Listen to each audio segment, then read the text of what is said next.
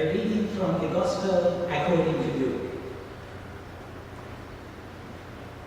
He was praying in a certain place, and after he had finished, one of his disciples said to him, "Lord, teach us to pray, as John taught his disciples."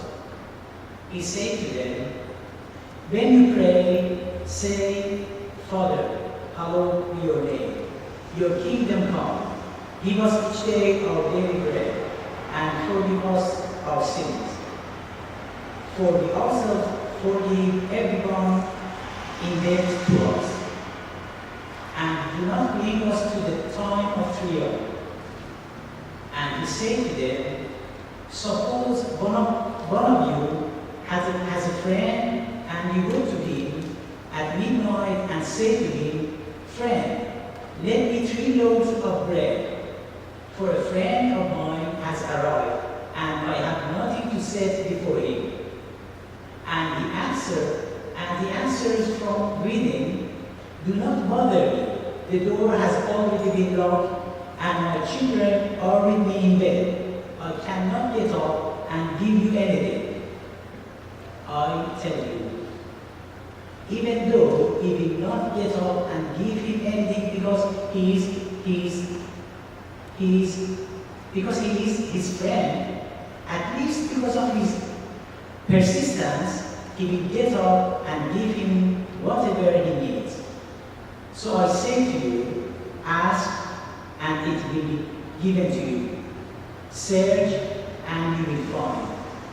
Knock and the door will be opened for you. For everyone who asks receives, and everyone who searches finds, and everyone who knocks, the door will be opened. Is there anyone among you who, if your child asks for a fish, will give a snake instead of a fish? Or if the child asks for an egg, will give a scorpion? If you who are able know how to give good gifts to your children, how much more will the Heavenly Father give the Holy Spirit to those who ask Him." This is the good news of the Gospel.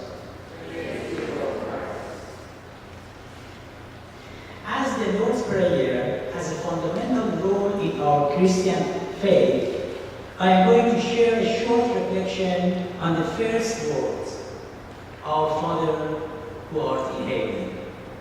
The word Father in this phrase tells us how our image of God should be. Regarding the quality of our relationship with God, maybe the most important image which Christianity has taught us is that we consider God as our Father and consider ourselves as God's children more than anything else. When we look at the nature of our relationship with God, we see that this relationship is more like a father-child relationship than anything else. I am sure that we have tasted His fatherly love throughout our lives. We obey Him not out of fear, but for His fatherly love. As we know, there is no vengeful desire in His nature, but healing or suffering is His desire. In 2 Samuel 24, we read that when David had committed a sin, he had to be punished. The prophet Gad came to him and offered him a choice to choose a way to be punished by God or by other humans. Then David said to Gad, "I am in great distress. Let us fall into the hand of the Lord, for His mercy is great. But let me not fall into human hands." David preferred to be punished by God, who had ultimate power beyond himself and could totally crush him, but not to be punished by a human who had much less power. Because David knew that God has a fatherly love and is not seeking revengeness, but giving. So it is not an unrealistic idea if we address Him, "Our Father who art in heaven." But as we think of God as Father, we are not saying that God is male. In Luke's Gospel, Jesus says, "Jerusalem, Jerusalem, how often have I desired to gather your children together as a hen gathers her brood under her wings."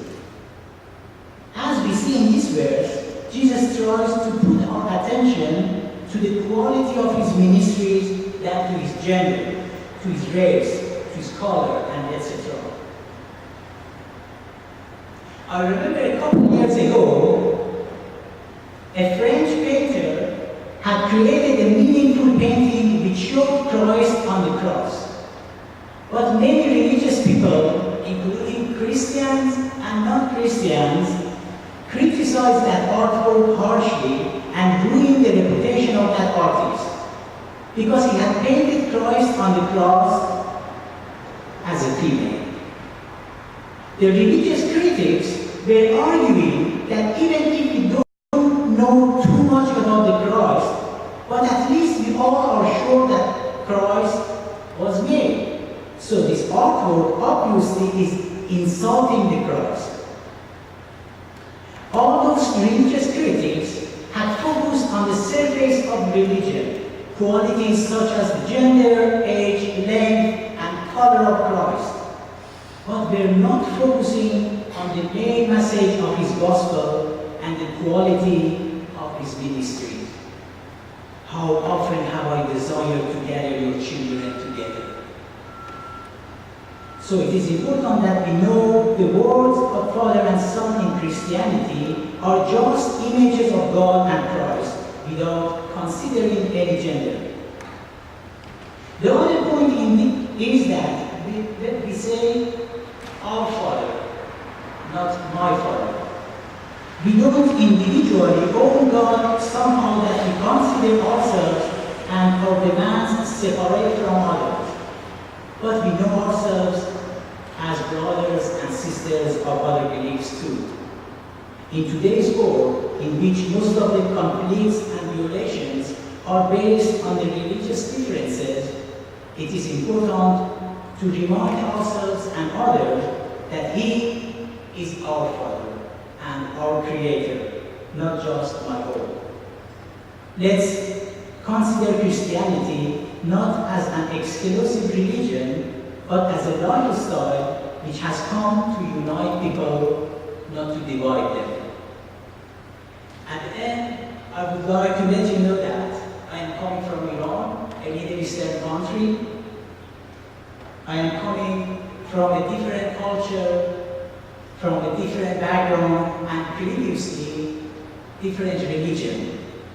In school, I was taught that I never was taught that God has a fatherly love.